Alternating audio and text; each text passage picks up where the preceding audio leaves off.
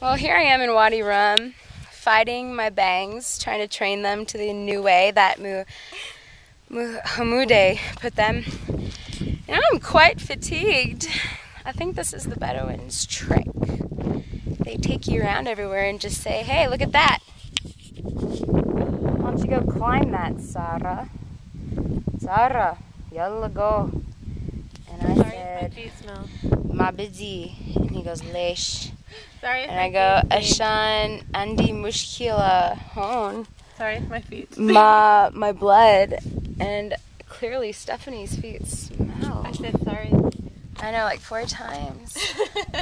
So I'm just gonna lay here and wait for the friends to get up the rock wonderful formation, Yanni, and they'll take their pictures. I think I have about 7 cameras here. Alhamdulillah. I'll show you everything else. Spanning.